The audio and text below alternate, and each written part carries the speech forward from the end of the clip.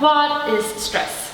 This is something that a word that we hear a lot, something that we talk about a lot, but I think, or at least it's that way in Sweden, it's something that we just talk about but never really reflect on what it is.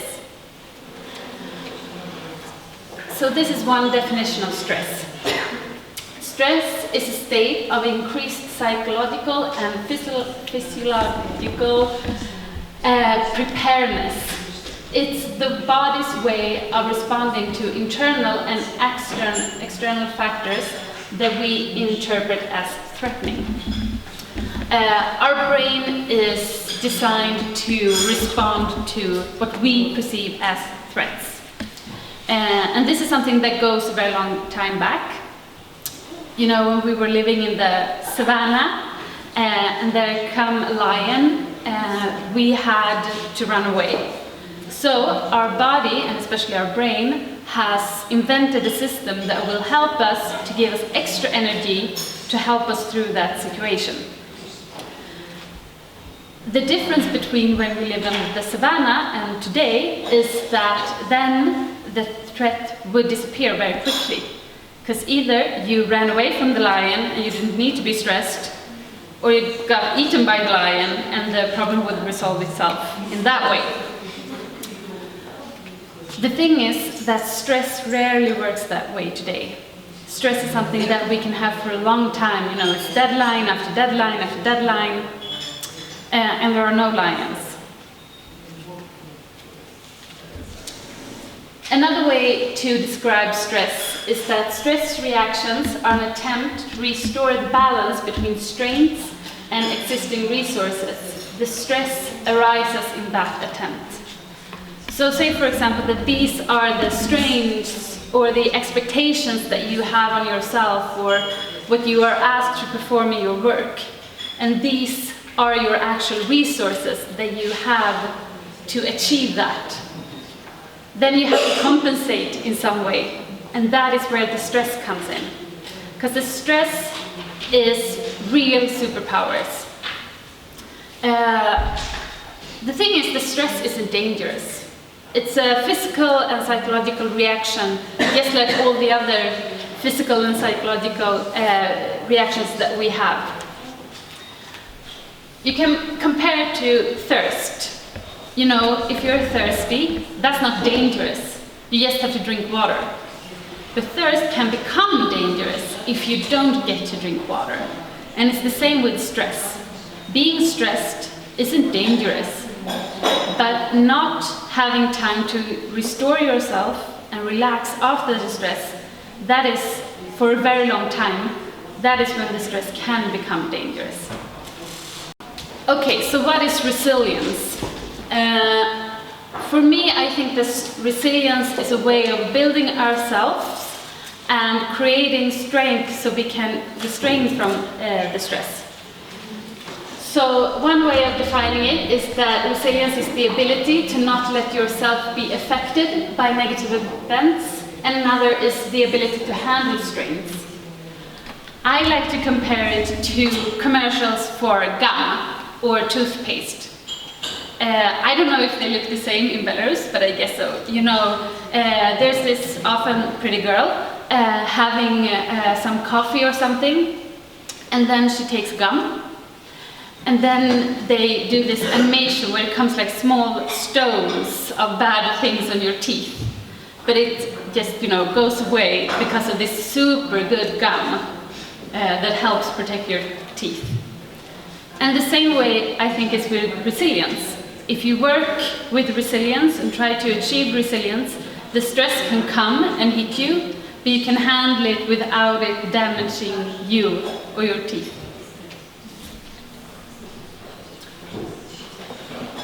Okay, so what is it that makes us stressed? Some super clever scientists have identified 6 factors that makes us stressed in our life. The first one is workload, and I think that that is the one that people most commonly relate to and also think that it's the only cause of stress.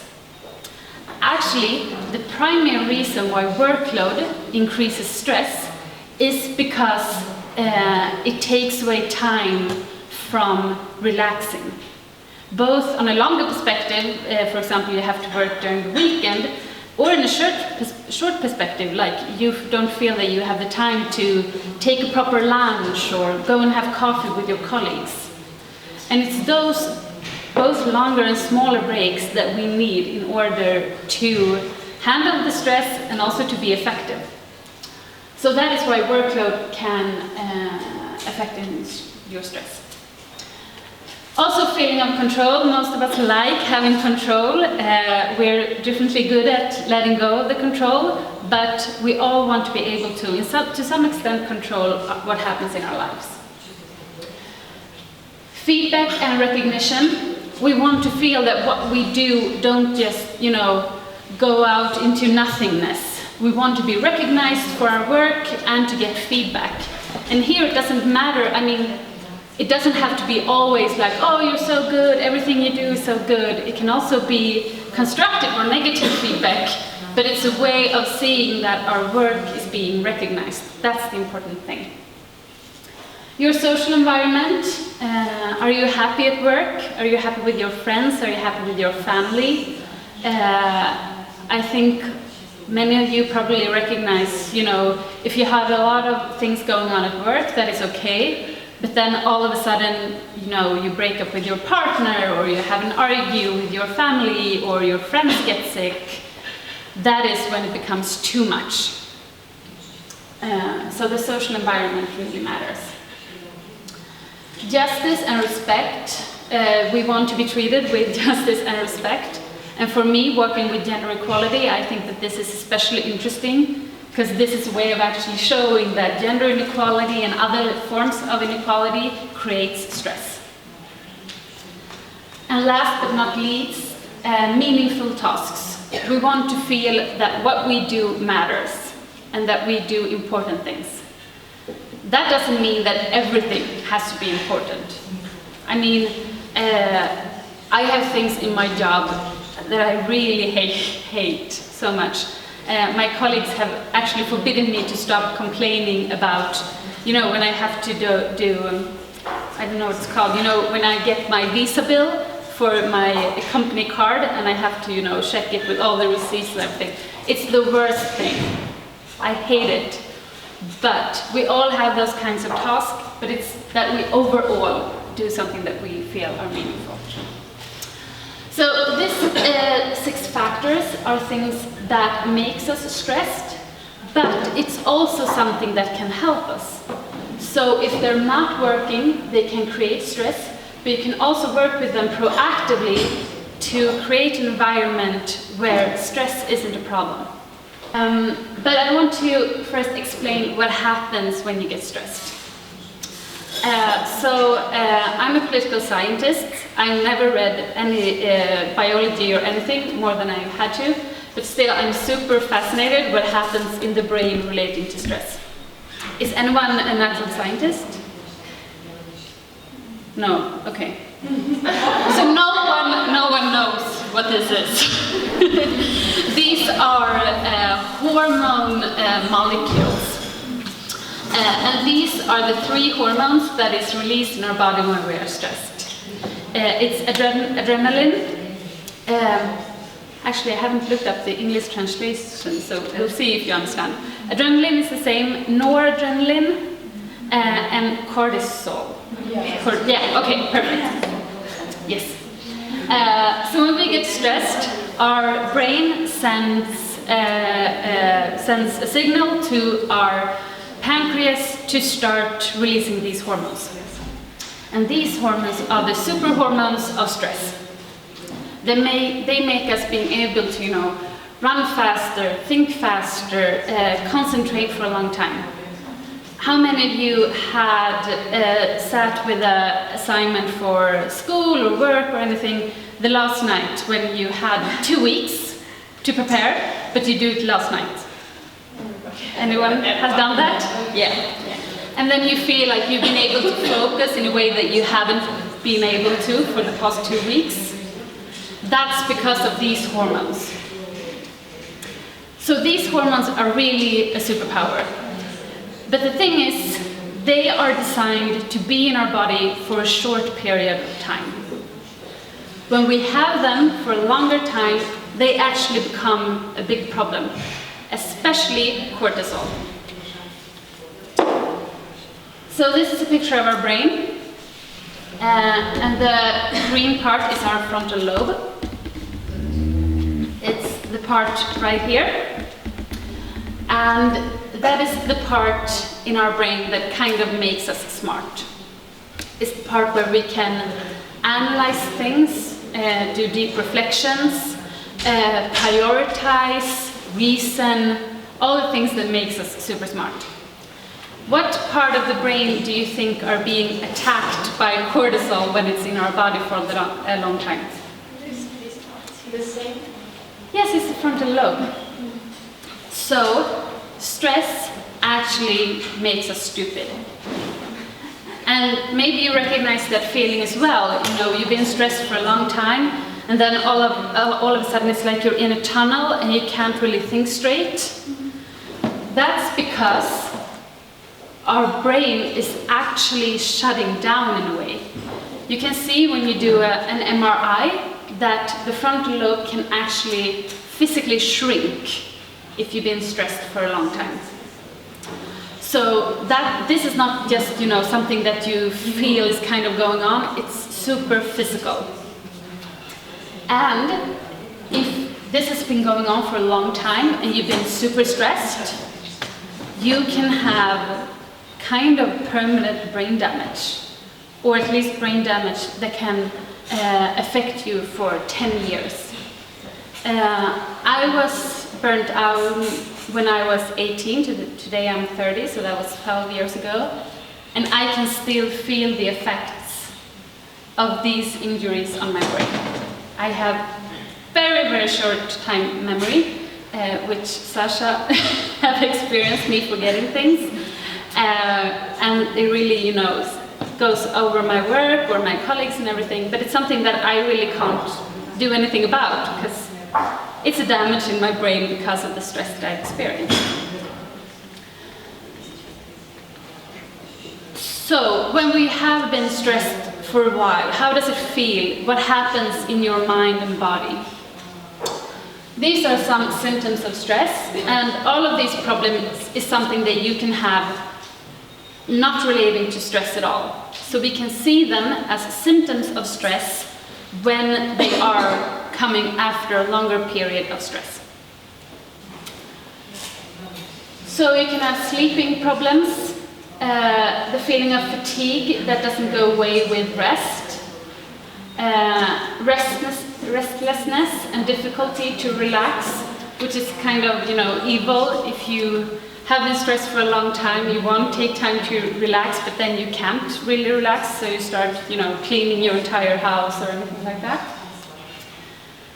Feelings of irritation, anxiety, uneasiness, sadness, decreased memory and concentration difficulties. You can have a racing heart, high blood pressure, and actually, for those of us who have low blood pressure to begin with, can have, you know, this blood pressure dips, so you get all nauseous. Difficulties to breathe, stomach problems, headaches, rashes, eczema, and insensitivity to light, sound, and smell. So all of these can be symptoms of stress. Stress is also highly connected to gender equality, because even though every individual can have stress in their life, we can see a clear link between gender and stress. We know that women are more commonly have problems with stress than men have. And this also is through our entire life. I'm going to show you some Swedish statistics. So this is from the, you know, like official health. If you're sick in Sweden, you get like a compensation from the government. So this is numbers from the agency that handles that compensation. And it says that 59% of all the sick leaves in Sweden is related to psychological difficulties. All of those being on sick leave because of these psychological women. 73% of them are women. And the main factor, 66%, is because of stress. So stress is the #1 cause for longer sick leaves in Sweden. And you can think that this is a problem for adults, right? But actually, stress is something that starts really early. There's another agency report showing that 56% of 16-year-old girls in Sweden suffer from severe stress. So more than every other girl that is 16 years old suffers from severe stress. You can see this both as a result of gender inequality and also something that creates gender inequality. Because we have all these inequality problems that makes girls feel like they have to be better, they always have to be perfect, perform better, be good in all areas of life, which creates stress. And then the stress can cause them to actually, having to compensate and maybe they don't take on that leadership position or take the new job, which creates inequality. So it's a bad spiral.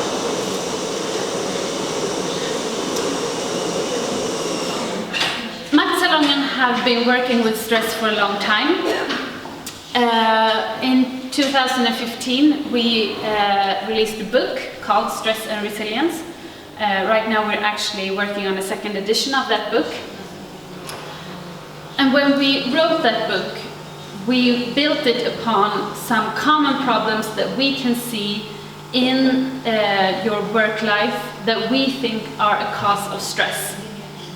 So I'm going to talk about those problems and how you can work with them for yourself, but also, like in your organization or company and so on.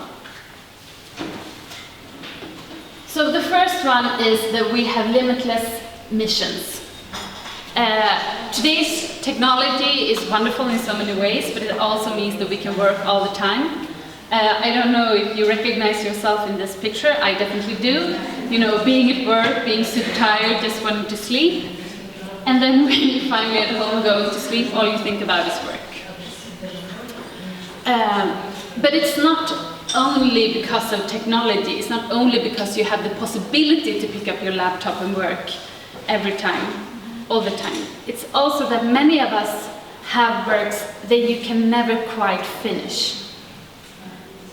It's not like most of us nowadays works in a factory.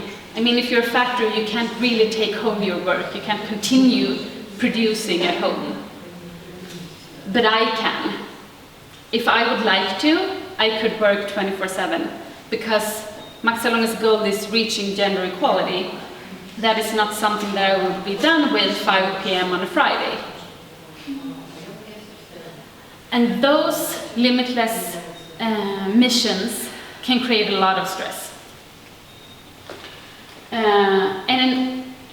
To be able to sort that out, you have to set more specific goals and also to decide what is a part of my mission, what is the part of my work. Do we have something that you can draw on? No. Yeah. I think most of our work description look kind of like this. It's a box. You can see that it's supposed to be a box, but it's not completely filled. And I think the idea when we see this is that, you just to fill in the blanks like this, so it becomes a box. But I think what most of us do is actually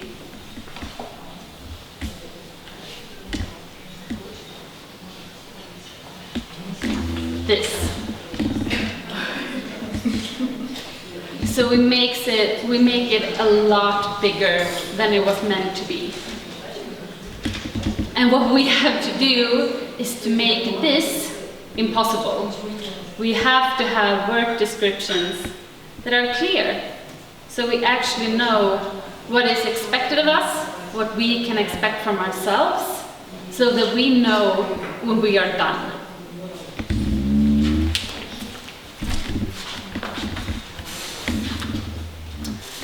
There's a trending stress norm. Everyone is supposed to be stressed. It can be seen as a sign of, being important or being good at your work. I so often get the question like, "Oh, how are you? Is it maybe a bit much right now in your work?" And I'm like, no, it's perfectly okay, because I work very, very hard to keep it that way. We shouldn't allow ourselves to live in a society where the normalcy is that you're supposed to be stressed. Stress is okay when it is an exception, not what is normal. So I think all of us can do a really important contribution in this, in stop expecting that everyone is supposed to be stressed, and also be aware on how we talk about stress. Not doing it, just like, yeah, it's good, but I'm so stressed right now.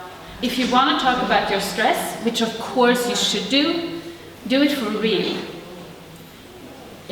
Talk with a colleague or with your boss, ask for help, try to find strategies that can take you out of the stress.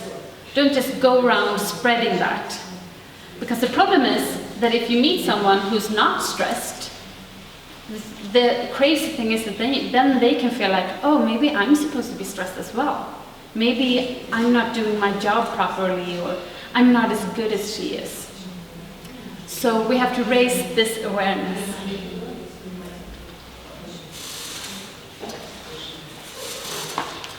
Another problem is that mental health is forgotten. The thing is, today, the way we work, our most important tool is our brain. And that is something that we have to take care of. Just like, in a factory, you take really good care of all the machines that you have.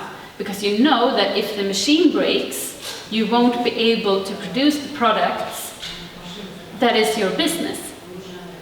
But in most of our organizations and companies, we are the machines. We are the ones who are producing the important product, which means that we have to take care of ourselves. And if you remember what I said before, with the frontal lobe and how it shrinks when you're stressed, that proves to us that stress is a really stupid business strategy. Because stress will lower our ability to do our job in a good way. So we have to find ways in order to work without our employees being stressed, or without ourselves being stressed all the time, because that is not going to help us in the long run. It's just going to make us stupid. So we have to find ways in order for the mental health to have a place in our everyday life and our work life. Much water, because I do this thing where I don't speak properly with my voice. I went to a voice coach several years ago, and she told me exactly everything I have to do. Do you think I do any of the exercises she gives me? No.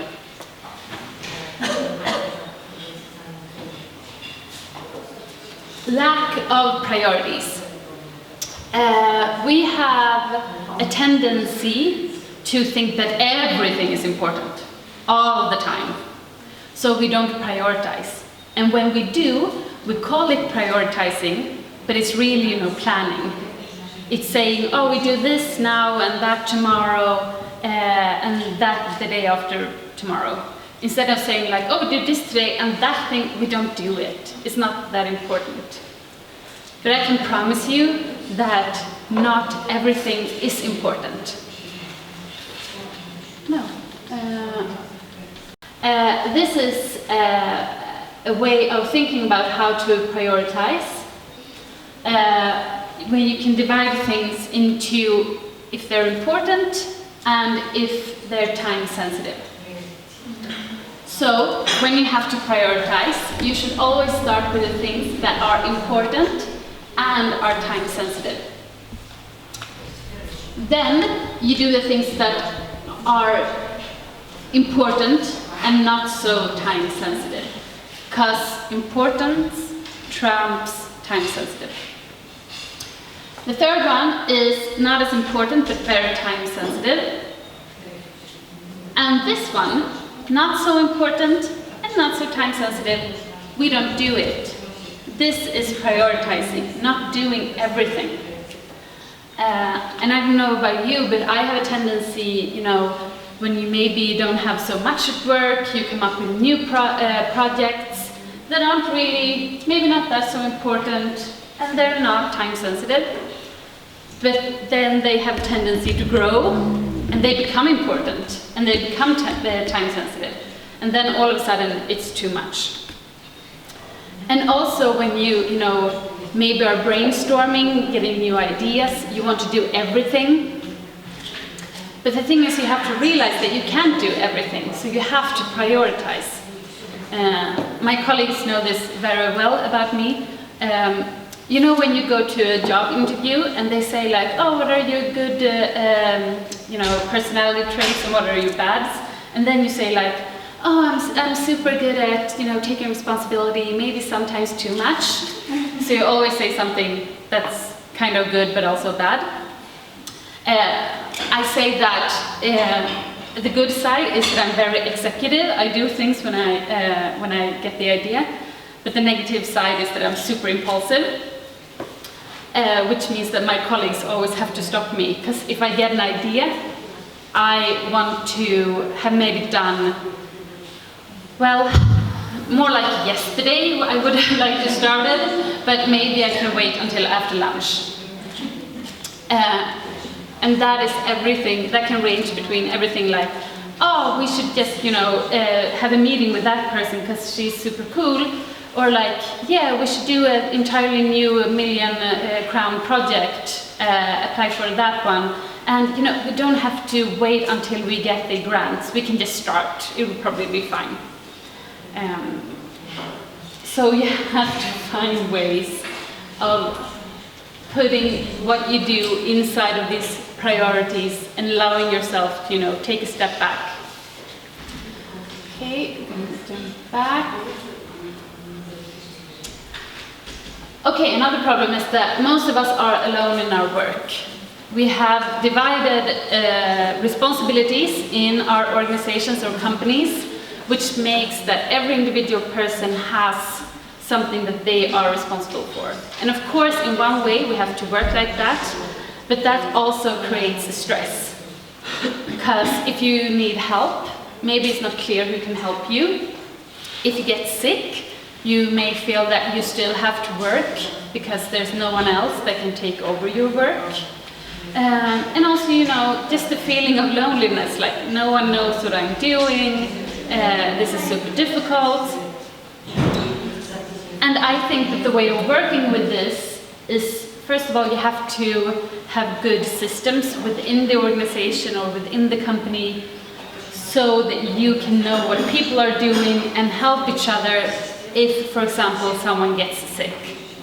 You have to be super clear that you're not supposed to work when you're sick, and that will mean that you have to cut some things out that you maybe had planned to do, but that's the way it is, and no one is going to die from that. Is anyone here like a heart surgeon or a brain surgeon? No. Okay, so I promise no one will die if you don't do your work. If you had been a brain surgeon, then maybe, but you're not. I'm not. Well, this is also a problem which I hope that this, you know, lecture will help with you, but in general in our organizations and companies, we do not know enough about stress, which means that we may not take it as seriously as we should. Because as I said, stress isn't dangerous in itself, but if we have it for a long time, it can become very dangerous. Which means that it is something that has to be taken seriously. And in order to do that, we have to know what we're talking about. So I think that you should all go back to your organizations and companies and try to get everybody to know a bit more about stress, have a conversation about stress, and how you're supposed to prevent stress in your organization. This is kind of connected to being alone in your work. You know, in many organizations, you try to do a lot of work with not so many people, which means that the strengths do not measure up with the resources. And because we all probably in here are super ambitious and want to do everything, we compensate this gap between strengths and resources. And we're not supposed to do that. And that is something that we just have to accept. Okay, so how can we create resilient workplaces, and especially for ourselves, a resilient work environment? Share some super specific, super great advice. I think these are super great. I guess you have to judge for yourself. Okay, so super specific advice number 1. Switch tasks. I think that we focus too much on time in our work life. Like, you're supposed to work for 8 hours. But I think that all of us knows that 8 hours can be very different in regards to how much energy something takes. Standing here, for me, giving a lecture in language which isn't my own, takes much more energy than if I would have been sitting at my computer in my office with my colleagues. That energy isn't the same. But if I look at the time is the same. So I think that we have to think more about energy, less about time, and then also switch tasks in what takes energy from us. So for example, me, I'm most efficient before lunch in the morning. So I try to then do tasks that require my full concentration. And then in the afternoon, when I don't have so much concentration, I can do, easier admin stuff, or have meetings, or things that don't really require me, sitting and being deeply focused. But I would never be able to sit with something that requires my deep, deep devotion for 8 hours. I don't have that kind of concentrations, and most of us don't. So switching tasks with focus on how much energy they take is something that really helps with our stress. Super specific advice number 2, take a break. In Sweden, we have this word called fika. Have you heard about fika? Yes. So fika is basically a coffee break, but we call it fika. And just taking a short break during your workday improves your ability to focus super much. It's those small breaks that can help you to focus, and also to give you just, a few minutes of relaxation. So it can be, go get a cup of coffee, and if you don't want coffee, go and get a cup of water, a glass of water, just so you get to move. Go outside, and if it's raining, just go just around the house for 5 minutes. Those small breaks really makes a difference. And this is not me saying, there's super much research showing that just a few minutes break really improves our efficiency. And the best breaks don't include going from your computer to going to your phone looking at Instagram. So do other things. Specific advice number 3. Don't multitask. Our brain is not built for multitasking. There's actually, a discussion among scientists right now if we even at all can multitask, or if those people who are considered being good at multitasking is really just good at very quickly switching focus. But for most of us, trying to do two things at the same time decrease our efficiency, and getting back to the work that you were doing can take up to 7 minutes. So my greatest advice in this is to turn off all the notifications that you have. Don't have notification on your computer when it comes a new email. Instead, devote time during your day when you answer all the emails. So maybe you have 20 minutes in the morning and 20 minutes in the afternoon. And if someone sends something super important that has to be answered right away, they can call you or text you, and they will if you haven't replied within the hour. Otherwise, it can wait. So try to focus to do one thing at the same time. And also turn off all the notifications on your phone. They're just super bad for you. We talked about prioritizing. So the super specific advice number 5 is to separate work time and leisure time. We have to show ourselves when we are done with work. So, just find ways of creating a space between your work and your leisure time. For me, I never work at home. I want my home to be a place for leisure time and not for work, which means that I don't work at home. That is what works for me. I don't look at my emails when I'm off. I turn off notifications on different kind of work-related programs on my phone. If I hang out with friends, I don't talk about my work. I think that sometimes people think I'm super rude when I'm at parties or something, because they're like, oh, can you tell me about your work? And I'm like, no, I don't want to. I don't want to talk about my work when I'm off. And for some it's like going home, changing into more comfortable clothes. Just find a way for you to signal both every day and in a bigger perspective when you're working and when you're free. Okay, so how can we create sustainable work? Well, you need recovery time. You need a bit of recovery time every day. You need longer recovery time every week, which is why we have the weekend. And then you also need, at least once a year, a longer recovery time, and that is why we have vacation. And you have to be very careful at giving yourself that recovery time.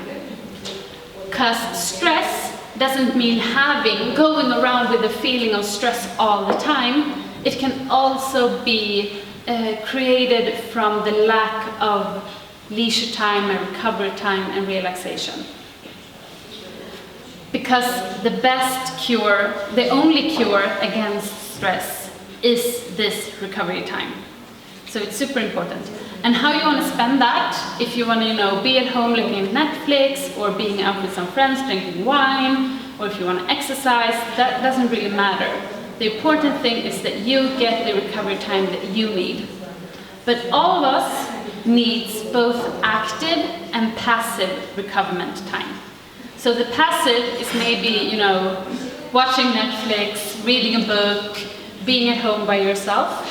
And the passive recovery time is doing things that isn't related to your work, but gives you energy.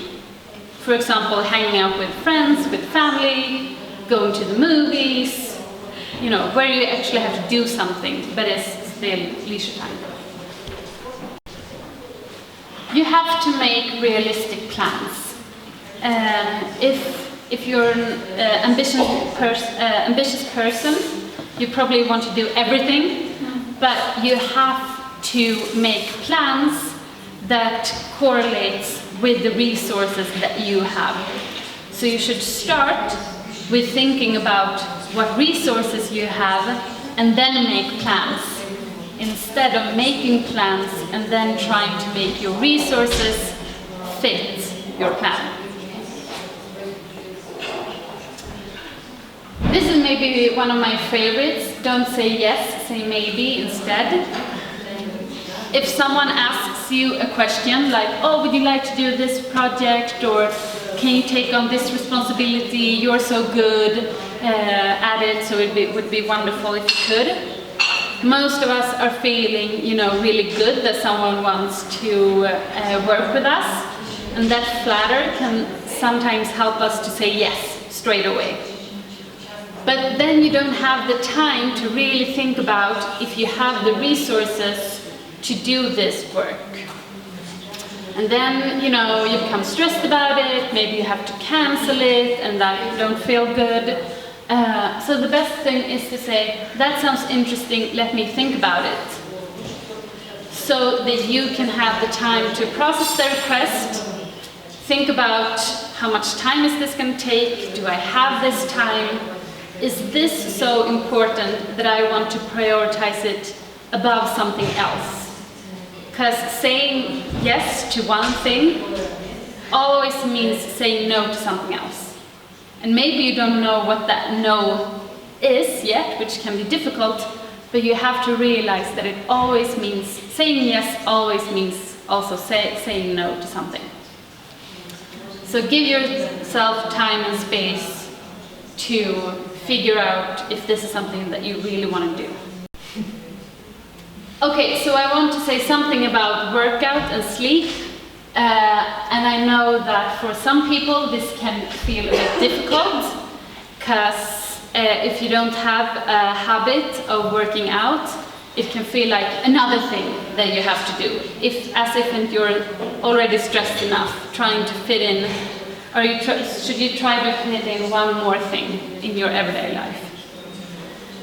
The thing is that working out is really, really good for you in building your resilience and also in handling stress. Right now I'm reading this book from a brain scientist in Sweden, and he's showing in that book actually just how our brain works and how working out helps us to decrease the stress and also build up our ability to help prevent stress, building up that resilience that I talked about in the beginning. And this doesn't mean that you have to start running marathons, but working out so that you get a pulse for half an hour, 3 times a week, really helps you handling stress and also prevent stress. So this is super important. And also sleep. Sleep is when our brain gets to really recover, process all the things that we've done during the day, prepare us for a new day. So sleep is important.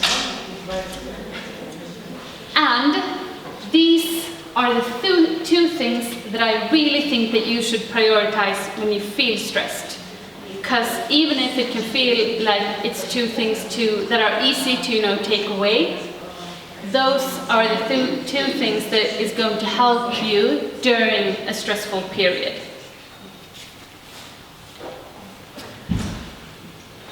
Okay, so if you have been suffering from stress for a longer time, if you can relate to the stress symptoms that I showed, how do you know that you are closing on the risk zone of burning out? These are 4 signs of being in the risk zone. That you feel fear or anxiety. That you feel like, oh my God, I'm never going to be able to be enough. What if I don't do this? You start feeling fear because of what you do. You start giving up. It doesn't matter. I'm never going to be able to do this. I'm worthless. I can just, fuck everything. Loss of motivation, which means that the things that you used to like to do, which used to motivate you, doesn't feel funny anymore. They don't feel meaningful. And the last one is that your body says no. Maybe you get some kind of pain, or in some other ways your bodies start signaling like this is not possible. Maybe you also heard the stories of people being stressed for a really long time, and then one day they wake up and they can't get out of the bed. that is really a sign of your body saying completely no. I'm going to show you an exercise and tell you about one other exercise. We don't have time to do them here, but I want to send them with you to work with them for yourself. And this first exercise, I call it the diamond. And this is something that you can either do for yourself or in a group that you work with.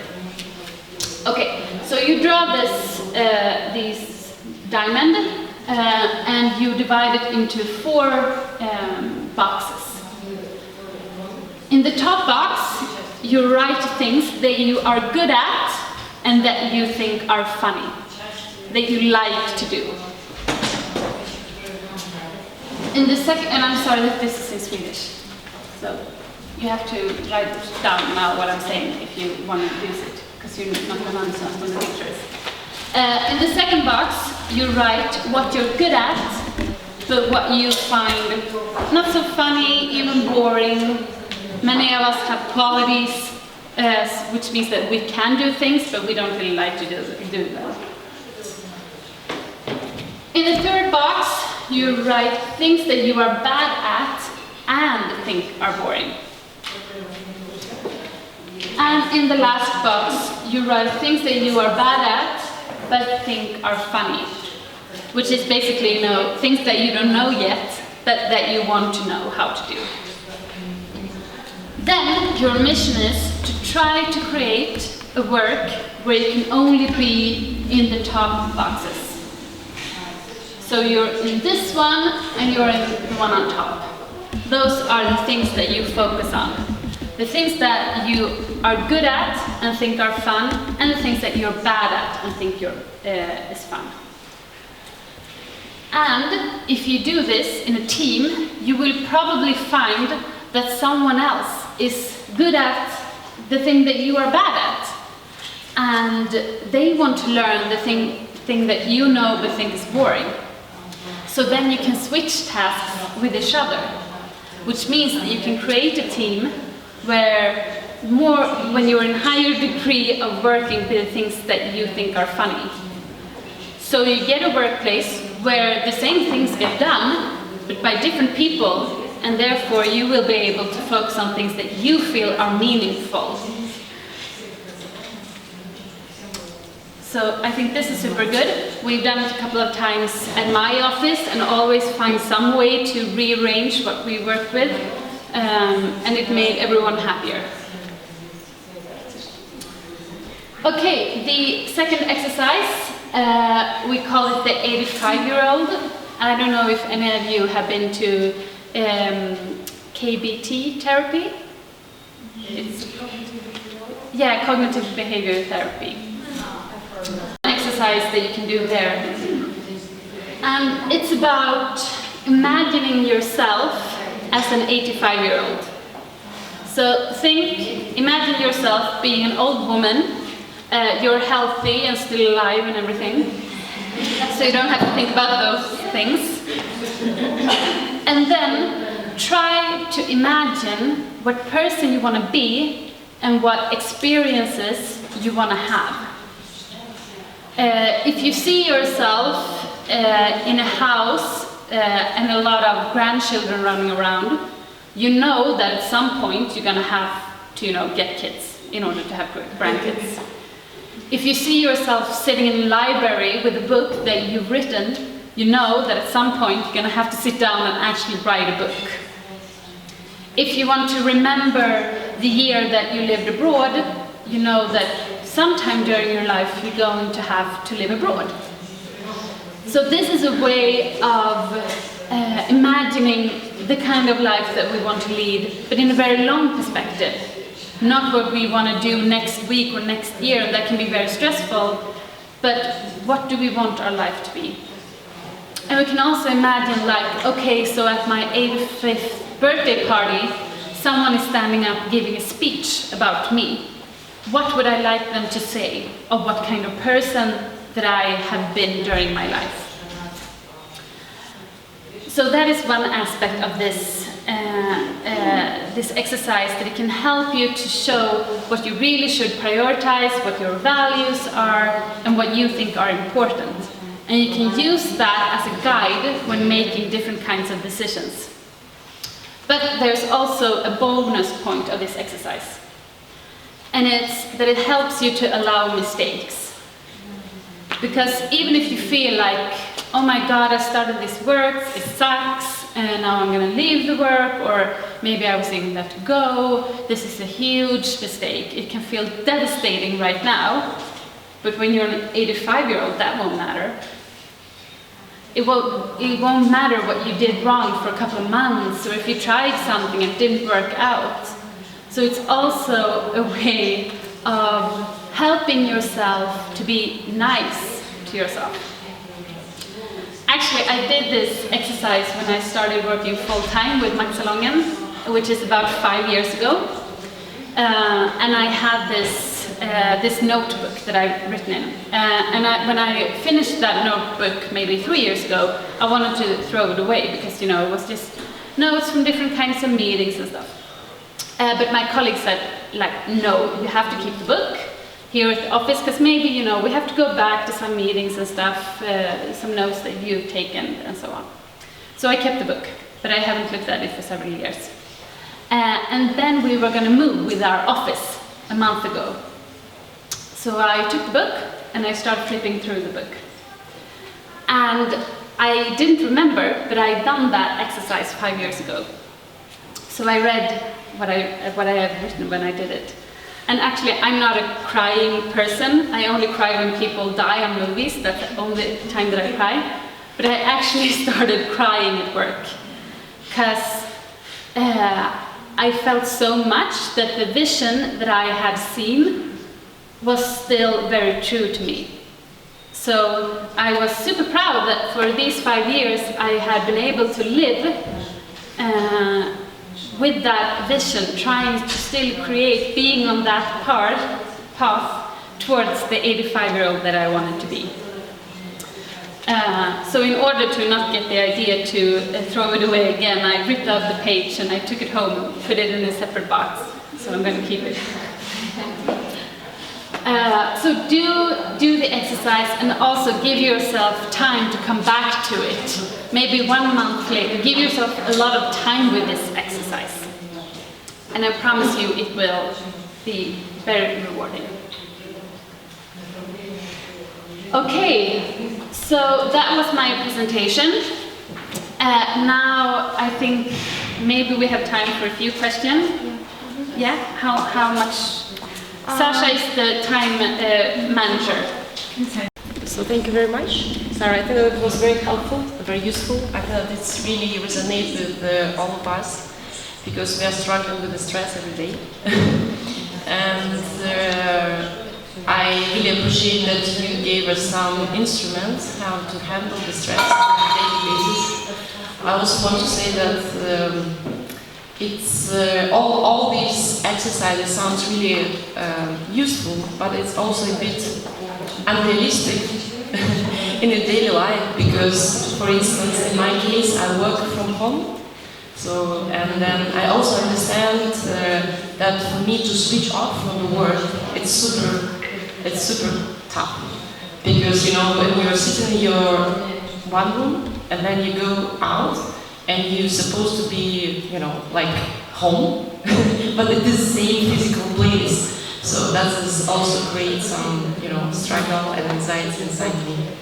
Yeah. So I try to do, but I don't think that I'm very successful in this. Just on the really switching off from my entrepreneur work.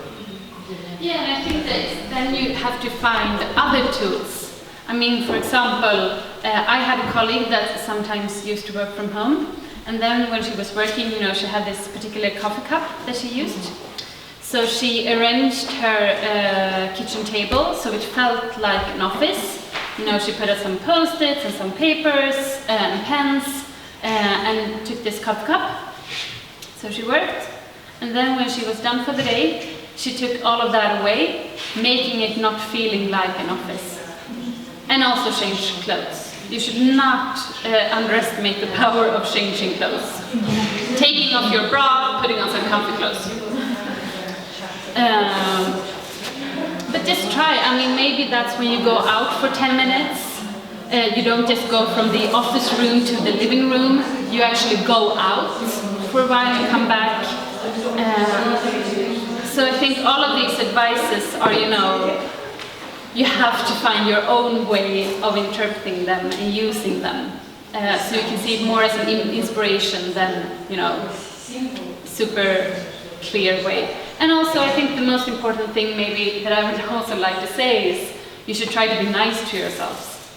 I mean, I have this super difficult experience of burnt out. I have written a book about it, I have done other projects, I give lectures on it, but still, I mean, I fail all the time. So I think that you have to be very nice and allowing towards yourself that you're going to fail, because we're living in a system that is built for stress.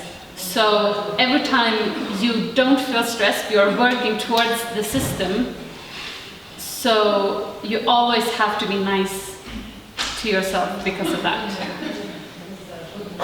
Thanks a lot, Sara, for the presentation. I think it's very unusual to see this topic broken in such small pieces and very detailed pieces of advice, unusual for our society, I mean.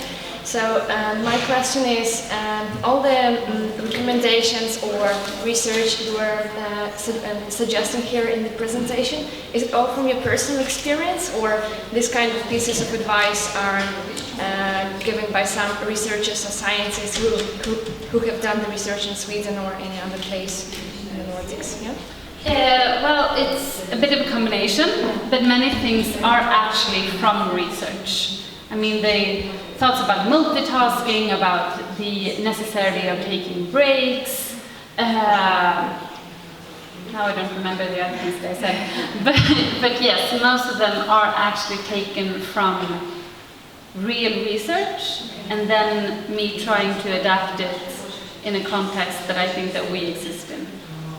And is it common that in all the organizations in Sweden, like the employers, they kind of accept this kind of stuff and they're okay with that, or it's still some kind of specific organizations where like people take care of mental health and they are putting it into focus yet? Do you mean like they don't take stress seriously? Or Yeah, they do? my question is it all over Sweden that you're taking a lot of care of stress and mental health, No. or it's some particular organizations where you have? No, I don't. I would definitely not say that this is something that is taken seriously. Or, people say that they are taking it super seriously. They also say that they are taking gender inequality super seriously. That is something that is very easy to say, and you think that is the most important thing. Like, now I've said it's important, so we can move on. But they don't really do so much.